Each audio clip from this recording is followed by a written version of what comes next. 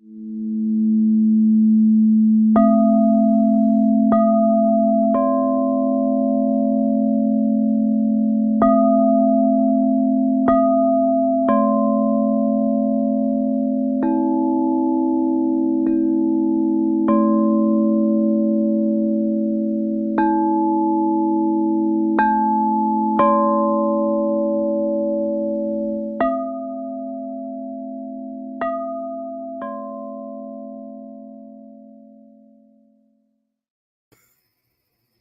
evening, everyone. Hi, Jeff. How are you, sweetheart? Hey, Andrew. I'm great. How are you? Good, good. You might want to turn your volume down just a smidge because I Okay. have an echo on this side, which will, for an hour, drive me insane. Okay, Understood. And I okay. don't want to do that. Oh, well, that's kind of redundant. I think I'm already there. I am too. All the best ones are, right? We are. After the weekend that I had in Michigan at the Upper Peninsula Michigan Paracon, which was wild. I want Um, to hear about it. well, the promoters, Tim Ellis and Brad Blair, are going to be on A World Awakening in an Oh, nice. hour. Okay, well, I'll be watching because I was wondering. I wanted to be there this year so badly. Like that's one of those events that every year I'm like, next year I got to be there, and then I'm always like, oh shoot, it's next week. So, Yeah, I know. And it's just amazing how incredibly fast time flies. It does. indeed, Here, let especially me, when you're having fun. well, or you're working yourself to death, or, combination of the Yeah, two. or trying to find a way to combine those two things. Well, it's really nice to be with you again, and very nice to welcome all of our viewers and to be able to say class is in session. Yes. I had a week of lessons learned, but the most important lesson that I learned this week is that I can't do what I do alone. Hmm. And if I didn't have Lynn and Jeff Bowling to help me with every single step of the way, from picking me up in Detroit to driving me 6 hours north to Sault Ste. Marie, Hmm. to running my table, to running my life, to keeping me fed, to getting me from point A to point B on time. If I didn't have those two earth angels with me up in Michigan, I would not have been able to do what I did. I Yeah. wouldn't. And I think it's a lesson that we all learn early in life. It takes a village to raise this idiot. But I'll tell you what, every now and then, it is a glaring just an absolutely glaring example of the necessity for having help in Yeah. this life. You Absolutely. know, we Yeah. have to have help. Yeah. We have to have our loved ones around us. We have to have, and I mean, these talk about salt of the earth people. You've met Lynn and Jeff, Yeah. they are, they are just everything to me. And I am so grateful. I am so grateful. A lot of people spend their lives thinking, I can do this. I've got this, and just work themselves to death because they think that asking for help is a sign of weakness. Absolutely. Yeah. And I think that it's one of our best strengths Yeah. is when we're humble enough to say, I can't do this alone. Yeah. I cannot. And could you please help me? And Yeah. then it gives us an open door toward gratitude. And, I was also grateful for the fact that, well, it took me last Thursday, I was up at 3 o'clock in the morning to pack because if I pack too early, Buttercup goes into complete meltdown Mm. because there's luggage involved. And that would mean mommy's leaving. Yeah. And dogs know what that means. Yep. Yeah, so I slept for 4 hours, and then I got up and I packed at 3. My ride, Kristen picked me up at 5:30, and we didn't get to, the venue until, I think, 11:15, that night. It was like a 20 or 22-hour day for me. Mm. And then I have to do, then I have to do the event. Yeah. And they kept me on my feet, and they kept me hydrated, and they kept me filled with chocolate, and they kept my heart filled with love. And Yeah. so if Jeff and Lynn are watching, I adore you. I thank you, and I am deeply, deeply grateful to you for all that you did. Mm. That's a beautiful, beautiful thought. Even just speaking in terms of archetypes, like biblical archetypes, in Genesis, in the opening chapters of Genesis, when God sets about creation, he says it's not good for man to be alone. But all the while, man had been in a garden with God. And so the principle is that Mm, man and God together still equals man alone. That we can't do this. There's no such thing as just, me and God or me and higher source doing something. You and that higher source, whatever you name it, you and that higher source together is still you alone. We need people. We have to definitely. rely on other people. I'm a bit of an individualist depending on the conversation I'm having and the mood I'm in. Yeah. But I'm a fan of Renee Girard's concept of us being individuals. And we really are, even when we are alone, we're a complicated mixture of the influence of multiple people.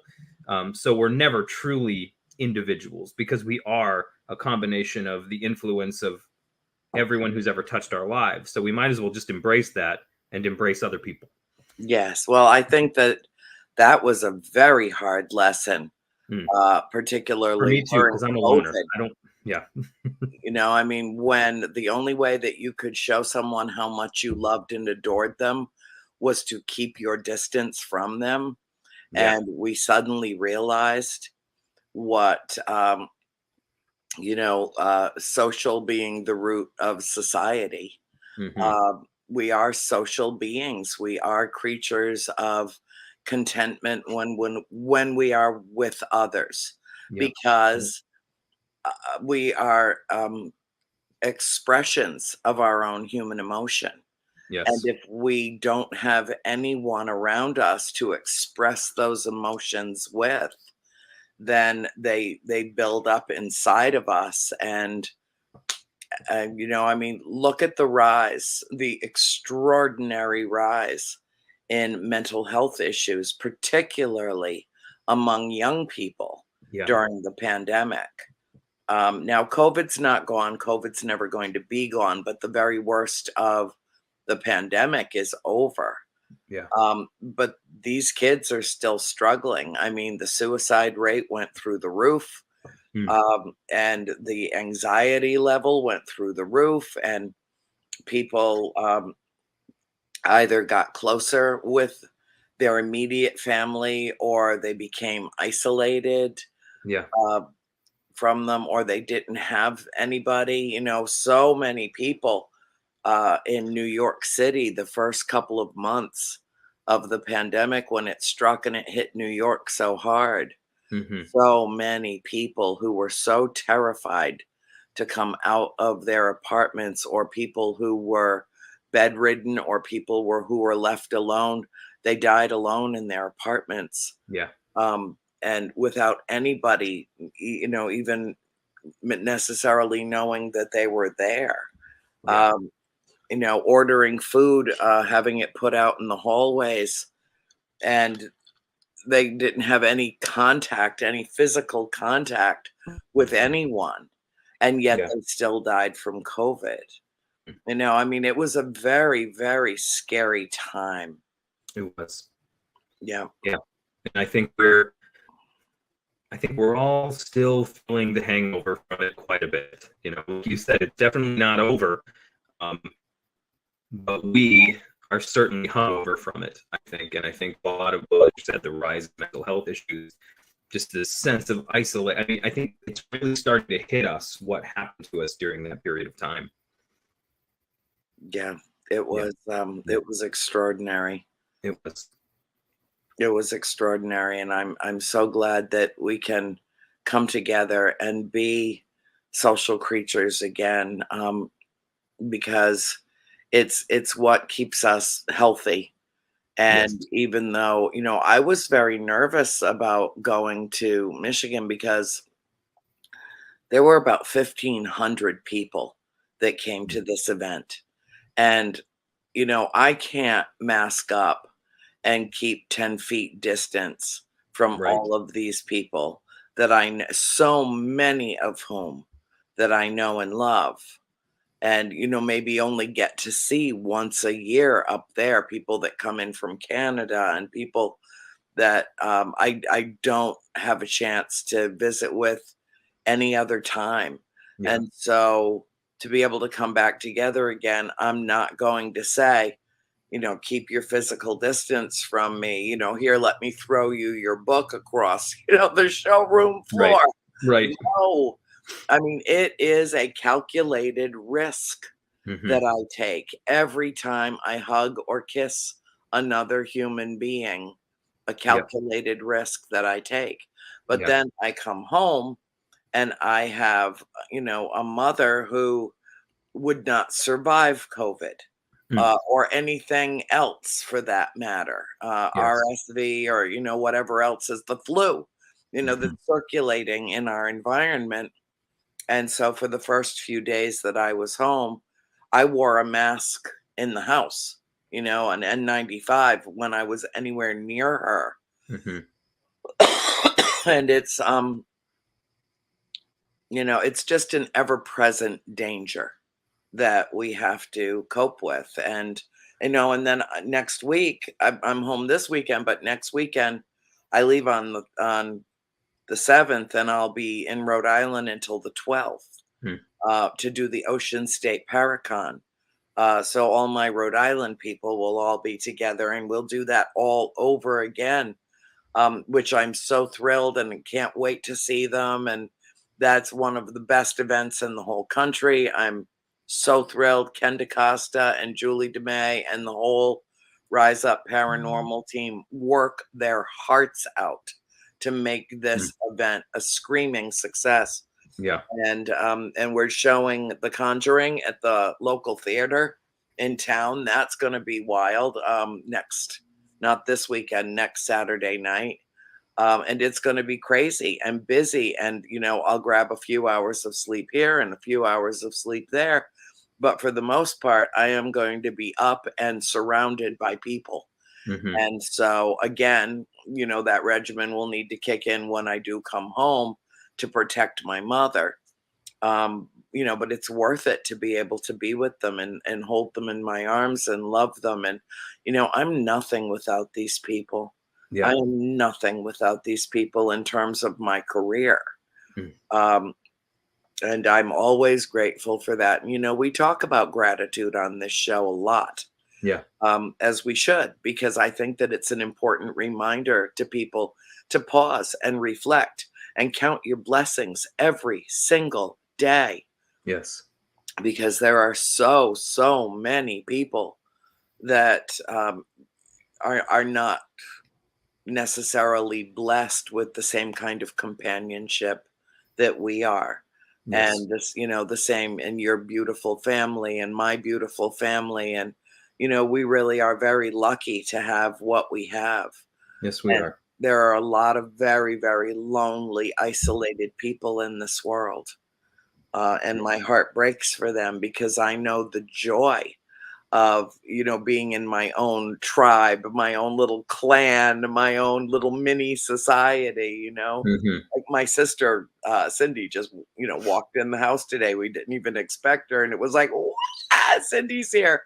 And then a couple hours later her daughter and her grandson walked in and we're like, "Wow, they're here."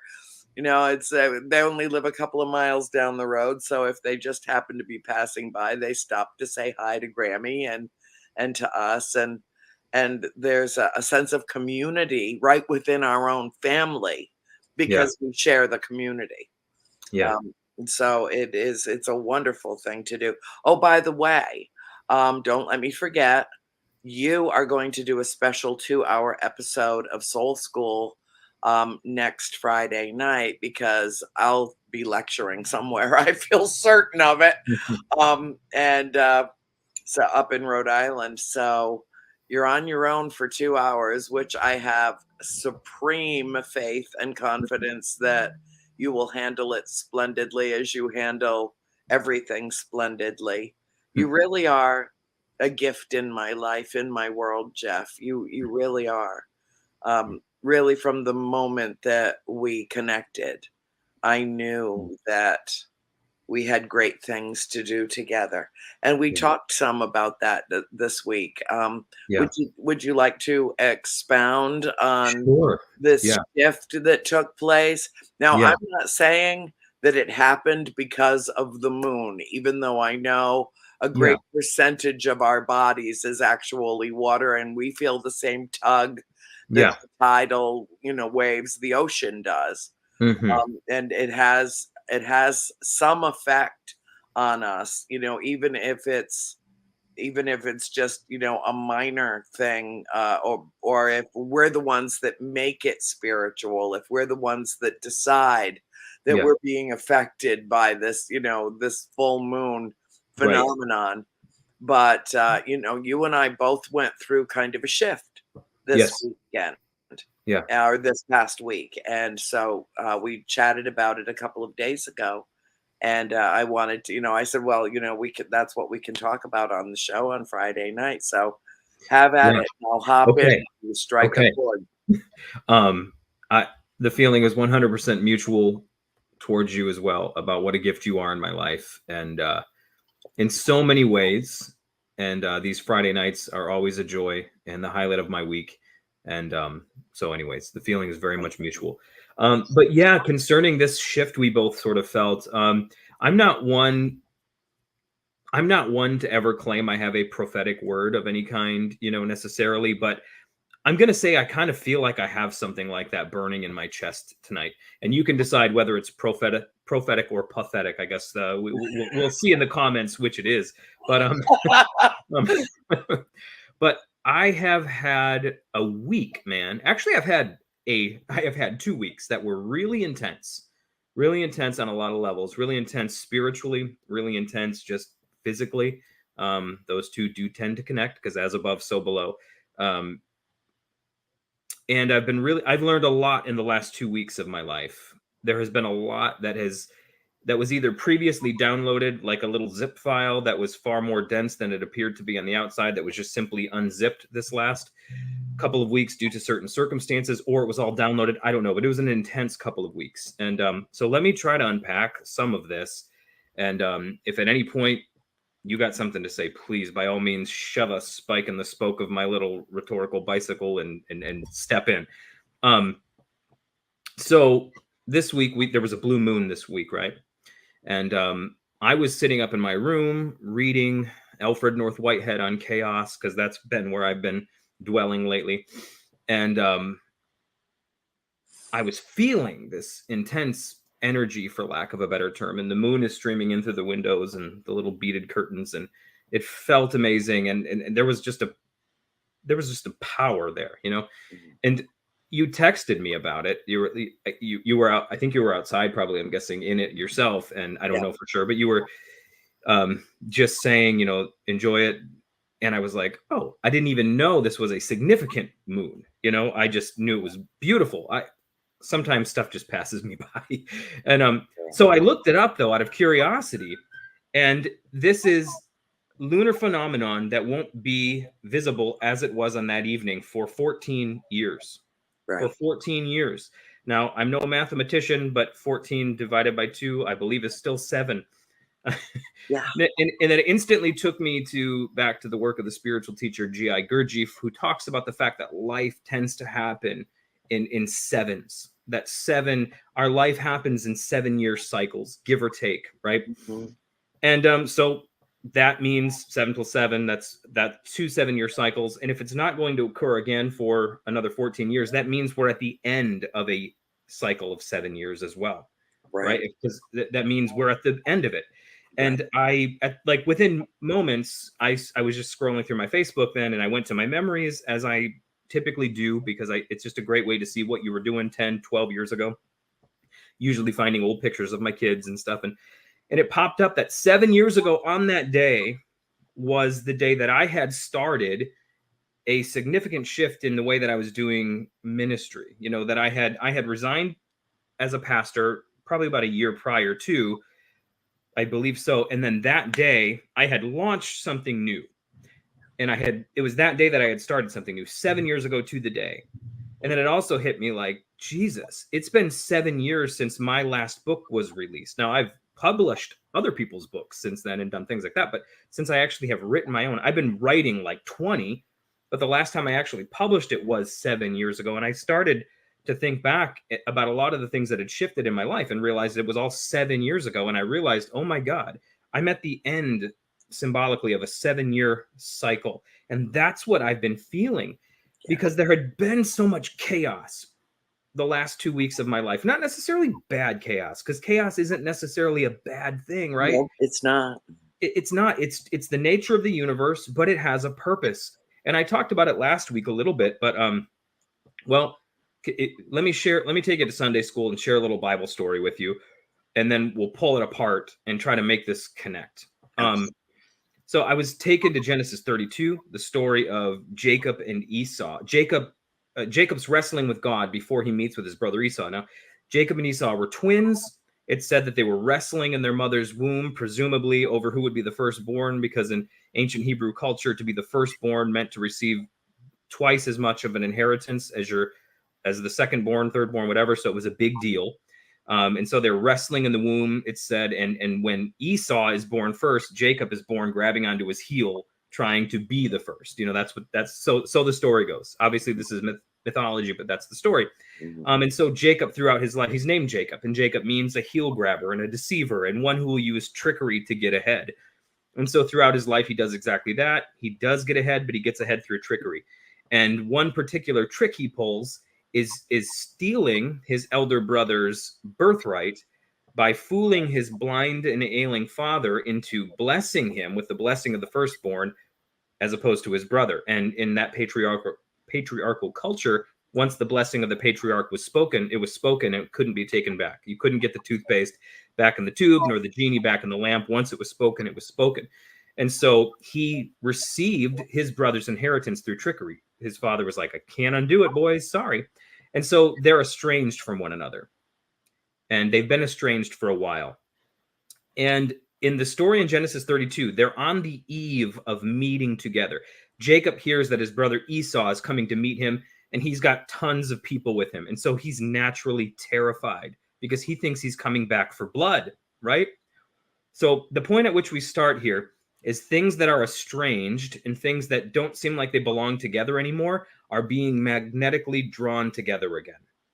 And so part of this word I feel like I have to give is that for many of you watching, and I know it's true for me, that there are things in your life that have been scattered and shattered that you no longer feel connected to, but they're coming back together somehow, some way, and you feel it, and you don't necessarily know what that's going to look like or how it's going to work out. But there are fragments of your life that you have been estranged from that you're being drawn back together to these fragments somehow, some way. It may be just kind of coming full circle in your journey and realizing how events of your past were significant. It might be in terms of relationships, occupation. I don't know, but I really feel that strongly. Anyways, so Jacob is on the brink of this happening, and he sends his family. He sends all of his people away. He splits his group that he's traveling with up into two in case Esau meets one. Only half of it will get wiped out. You know, he's really believing Esau's coming to kill him. He sends his wives and his children away, and he's sitting there at the ford of the Yabok, a body of water. And it says a man wrestled with him until daybreak. I just love the poetry of it. And he's there alone. He sends his family away. He's sitting there in darkness and stillness. And a man wrestles with him till daybreak. And naturally, he thinks it's his brother. Right? Naturally, in his mind, you're meant to think that he thinks this is Esau come to get revenge. And so he wrestles with this man. And there comes a point in the wrestling where the man says to Jacob, let me go, for it is daybreak.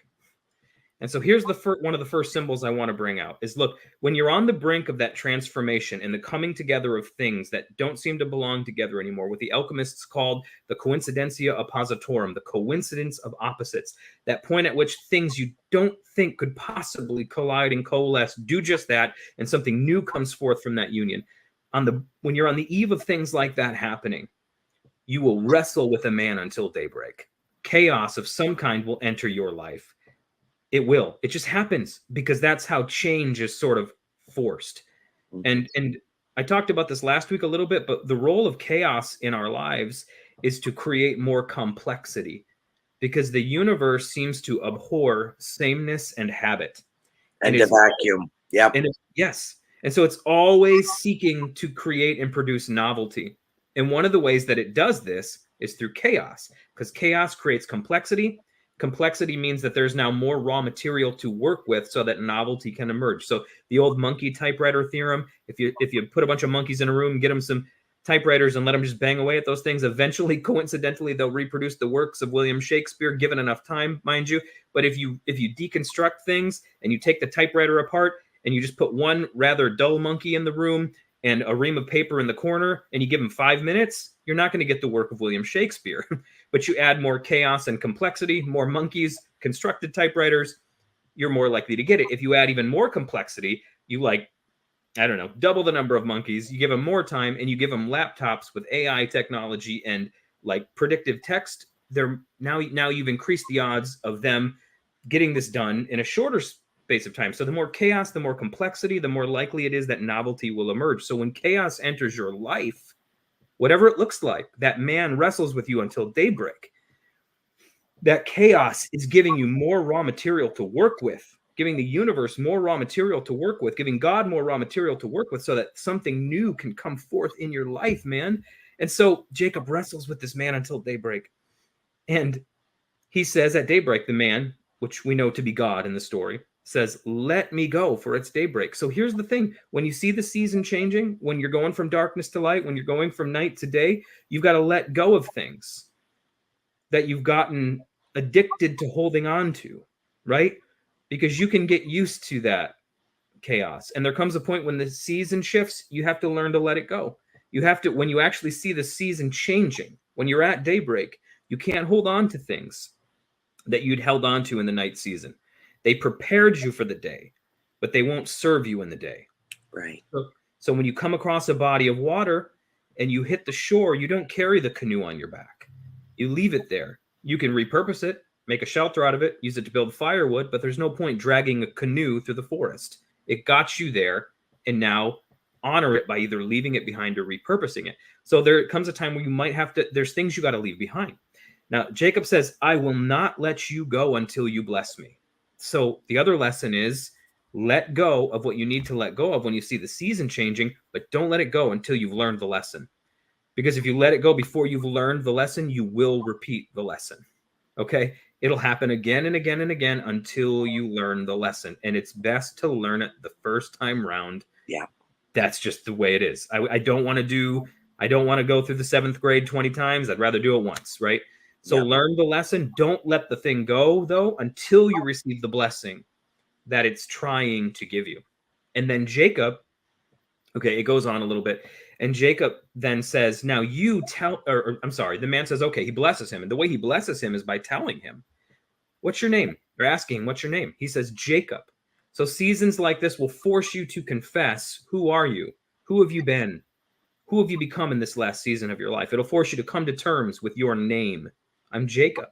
And then this divine being says to Jacob, "You're called Jacob, but from here on out you will be called Israel, for you have wrestled with God and man and have prevailed." And that's what the name Jacob means. It means the God fighter. It can also mean one who is a prince with God, or one who is noble, because they won't let go even when it's divinity that they're wrestling with. So Jacob endures through the night, and as a result, this divine being calls forth his true identity. He says, "You've been called this, but now you'll be called this." And that name goes on to represent an entire nation. And then, as we get further in the story, and I'm about to shut up, about Sunday school's almost over, so I just laying this foundation. Jacob says, "Okay, now what's your name?" And this divine being says, "My name is not important." And then he touches Jacob on the socket of his hip, wrenches it, and Jacob is left alone again. And it says, from that day on, Jacob walks with a limp. Now, in antiquity, popular superstition would have had you believe that to know the name of a divine being was to gain control over the divine being. So Jacob is still kind of in that little bit of trickster mode. He's like, "Let me know your name. Just just because we've been wrestling all night, might as well know your name. And in truth, this is an attempt to control reality, to gain control over reality. And the man says, this is not about you controlling reality or divinity. This whole thing was not about you knowing my name. This thing was about you discovering your name. This is not about you learning how to control chaos. This is about you learning who you are, and that you can endure it and come forth on the other end of it as something and someone entirely different. And he is, because he says it walks with a limp for the rest of his life. So he's different from that encounter. He's never the same again. And it also says that, so from that point on, the Israelites didn't eat that particular part of an animal where Jacob's hip was wrenched either. So this personal transformation became a nationwide transformation. Anyways, that's a long way of saying it. And it's kind of an esoteric interpretation of the text, but I felt this like unfurl to me like a prophetic blueprint for things that are like happening right now, and not just in my life, but I really believe in the life of people who are listening tonight. And I think it's probably a message I'm going to be compelled to share for a while here. But I really believe that a lot of us listening, we are at the end of a cycle, right? And so for me, it was a 7-year cycle. I know that you said that you spoke at the event you were just at about how your life has occurred in sequences of 7 as well. And I want to hear more about that. And but I feel like I know for an absolute goddamn fact that was true, literally quantifiably true. And the night it dawned on me, I was like, Jesus. And here's the other cool thing, man. I love serendipities. I love synchronicities. I love when the universe just kind of like seals the message with a kiss, right? So, you know, a blue moon, right? What's the phrase we use? Once in a blue moon, right? Yeah. Something that only happens like once in a great while. This might be a stupid analogy, but this is kind of the cosmic giggle that gets my attention. Just the silly way that the universe, that God seems to work, that gets my attention. So we play the Wordle every day in my house. I don't know if you know what that is. It's a game on the New York Times website where you just have to guess a word. That's it. And so every day you get like 6 chances to guess it. So every day I start with a particular word. I start with the word audio because it has most of the vowels in it, minus E and sometimes Y. And so you can kind of get a good idea of what vowels are in it. And you can kind of from there on guess it. The day before, I was like to my daughter, I was like, has audio ever been the Wordle? And she was like, I don't think it ever has been. Well, the very next day, audio was the Wordle. So it's a once in a blue moon kind of thing, right? Yep. And it's audio. It's a sound. It's a voice speaking, trying to get your attention. Also something very odd that day. 3 of my coworkers and myself all got flat tires at the same time. 2 of my coworkers' daughters, who both have the same name, injured the same part of their body while doing their pastime of choice. Again, these aren't necessarily positive synchronicities, but they were just weird piling on of coincidences that made me stop and be like, this is really weird how these things are happening in these sequences and with this much similarity. And then I was like, oh, it's a blue moon. Once in a blue moon. I get it. Jeez. You know, I was like, I get it. That there is like a once in a blue. I really, God, I feel this so strong, man. I'm amped up tonight. It is not just the coffee. I'm just amped. It was there is a once in a blue moon opportunity for some of you, us even, knocking at the door in this season. That there is a season we've gone through of chaos and wrestling, and we're at the end of it now. We're at the end of it. You can tell it, you can see it, you can sense it, you can feel it, you can tell the dark. We're moving from darkness to light. It's daybreak. And that man with whom we've been wrestling is like, it's time to let me go now because the season is shifting. You don't want to go into the daytime still wrestling with the thing that was preparing you for the daytime. So you got to let it go. But before you let it go, get from it what you need to get from it. Learn from it what you need to learn from it. Learn your name. That's the most important part. Chaos brings out of you the truth of your being so you can face what's coming. And then Jacob is like, tell me your name. I want to learn how to control this. And God says back to Jacob, this is not about you controlling the uncontrollable. This is not about you knowing my name. This is about you knowing your name so that from henceforth, you know that you can face whatever comes your way. And I'm just telling you, this season has been about unlocking you. It's been about reintroducing you to yourself, man, because so many of us forget who we are. We get stuck in jobs that we hate, doing things that we hate. It just happens, man. It happens to everybody. And you get stuck, in relationships. And I'm not counseling getting out of a relationship or anything like that. But I'm just saying, like, we get in funks in our relationships, even our healthy ones. we get stuck doing tasks, maybe even studying a subject that you thought you wanted to go into this particular field, and now you're realizing this sucks, I hate this, it's draining my life force. And it's not just a matter of, endure the pain of discipline or endure the pain of regret. That's a great little quip, but sometimes maybe you're doing something you're not supposed to do, and chaos comes into your life to interrupt and get you to shift. And it's all about bringing Jacob and Esau together, these opposites coming together. But the chaos comes first, the wrestling happens first, so you know yourself, so that when you come together, they're because maybe the reason there was the split in the first place is because you didn't know who you were, right? So anyways, I just feel like there's a real shift, and I feel it for myself. And I'm not one to ever apply personal things corporately, because I know things happen to us as individuals. But I really felt this as a kind of corporate occurrence and a corporate happening. And I'm going to shut up here in a minute, and you can tell me your thoughts on all of that.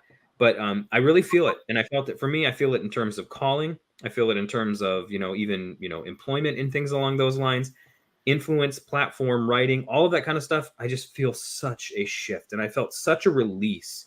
The day after we talked, that evening, I had a dream where I wrestled with my anima and animus. And if you know Jungian terminology, that's like the mythological masculine and feminine aspects that we both have. And either one of those can become out of control. And that's true. Yeah, and dominant. Yeah.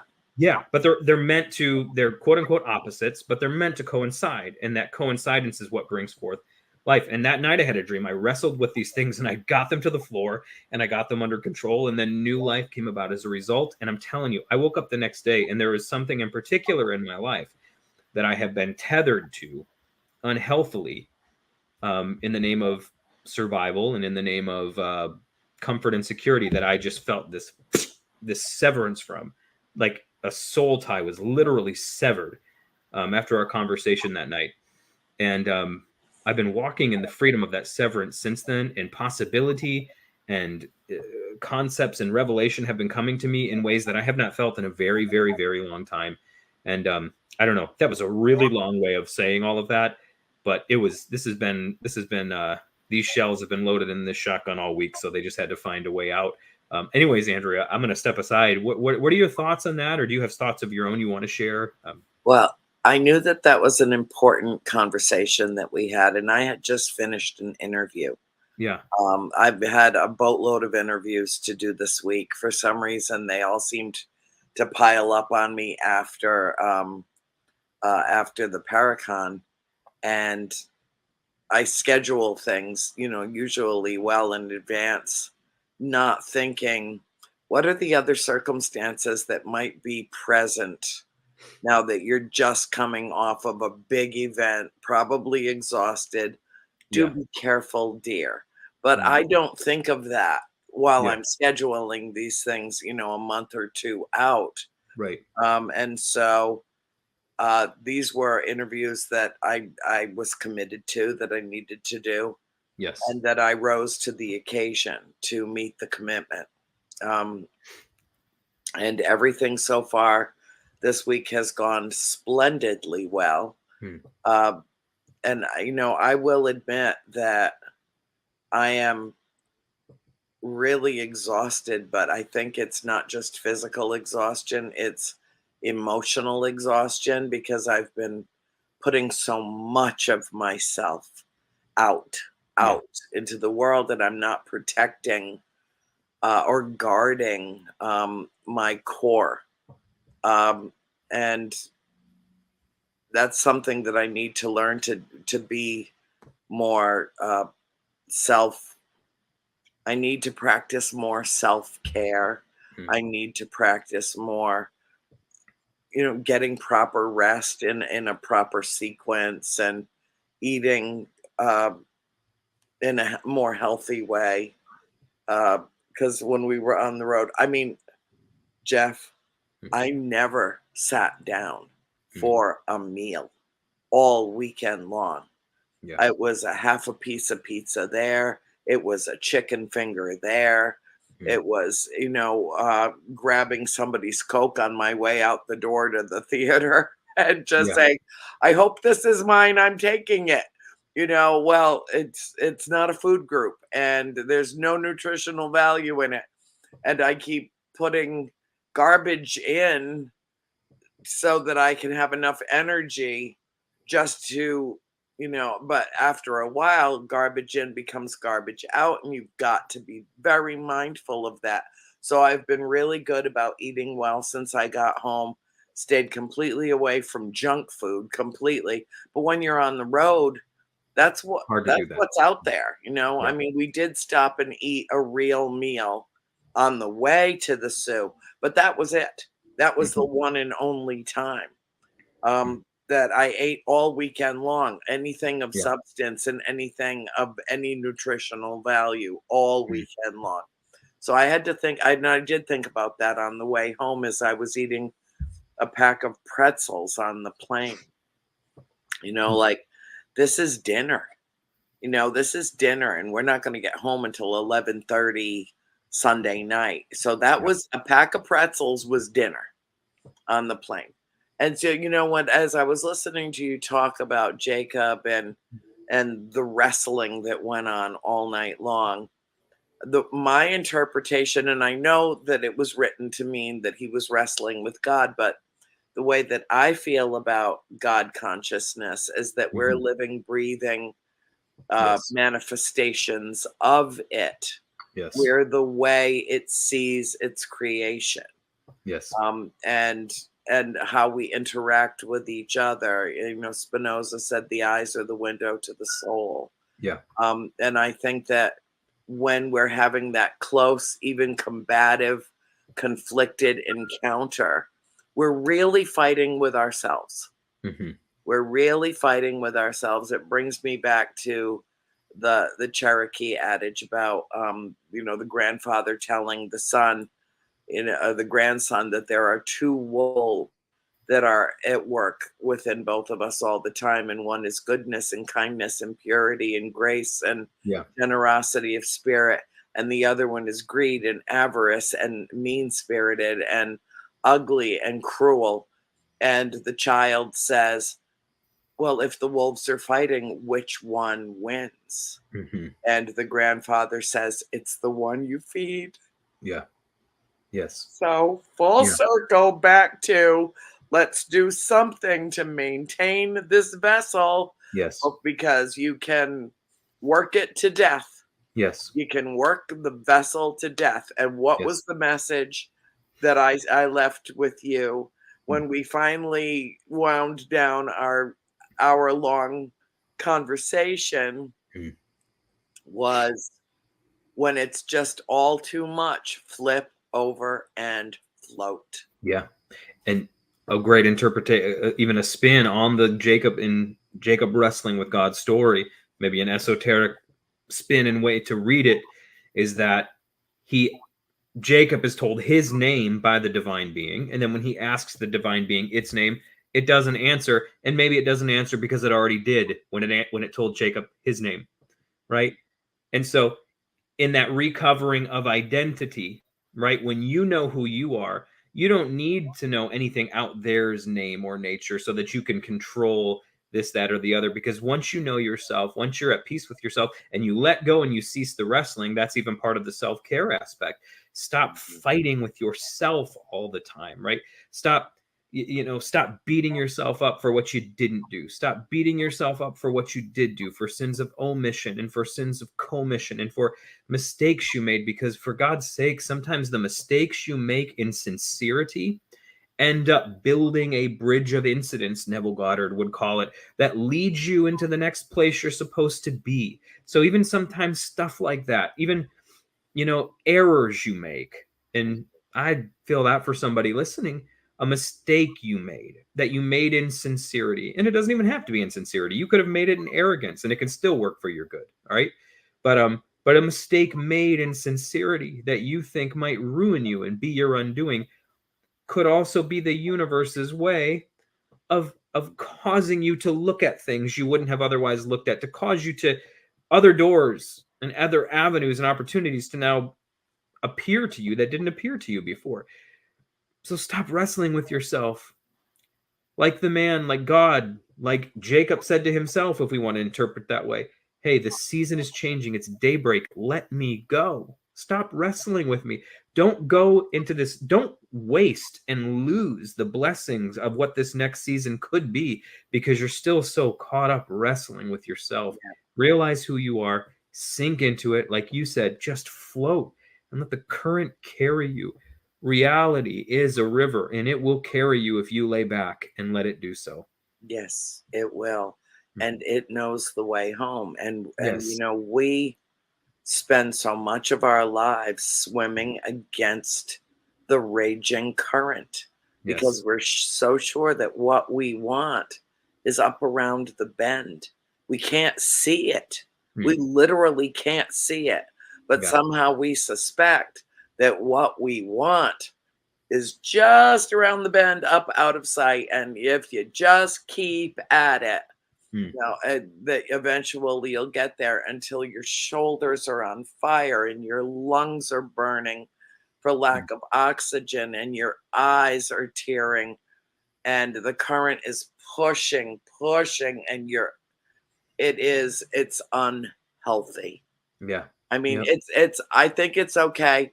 I think it's okay, in terms of a metaphor, to do some of that in life in a measured way because I think it builds stamina. Right. Right. If Yeah. you want to build your strength, yeah, swim against the current. You're Hmm. going to build your strength.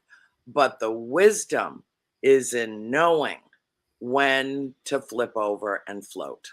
Yep. Yep. Even salmon swim upstream, but only during certain seasons. And even that's one species. The rule is go with the flow, not in an apathetic way. Mhm. Sometimes apathy looks like going against the current, right? We think we always got to be pushing and fighting and wrestling and jostling and cajoling, trying to make something happen to prove we're not apathetic. Sometimes sometimes we're apathetic in our wrestling. We just get up and we do the same thing every day and we hate it and it hurts and it's killing us. The opposite of apathy in that case is to just get on the raft and float Yeah, because you have to fight to not fight in those moments, right? Because right. that's how we are. Very people are far less lazy and apathetic than they're often accused of being, I think. I Mhm. think we are far harder on ourselves than we are easy on ourselves. We're far more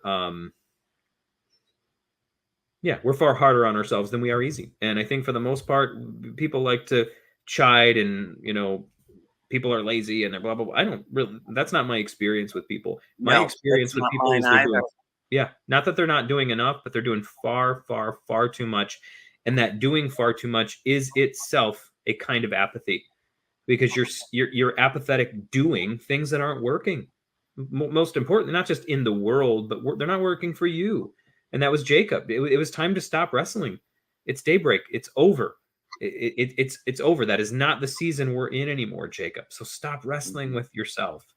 And for some of you guys listening tonight, you feel like you feel like you've got to prove something to yourself, prove something to a father who's maybe Yeah. not even around physically anymore to approve of it, but somewhere deep inside there's this urge to do and to move and to go forth and to prove.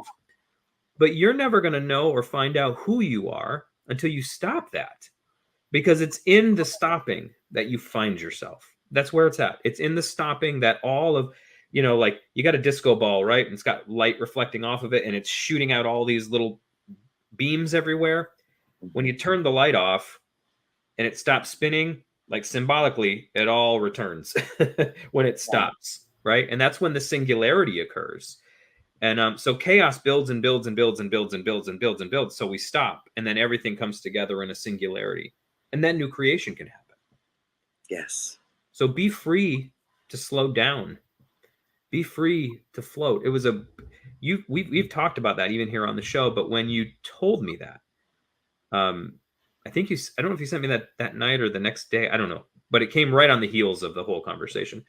That really hit me, and it's something we've talked about before, and it's something I've talked about before.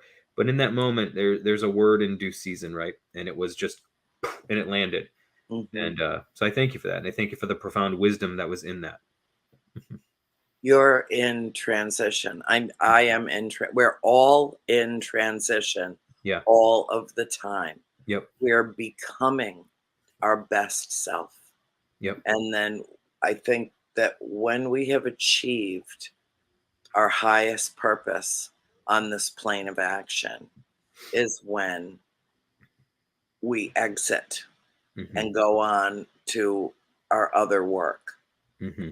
And I don't know what that looks like. None of us do. Yeah. I know that it is. I know that spirit exists. I Right. know that we continue on in some way, shape, or form.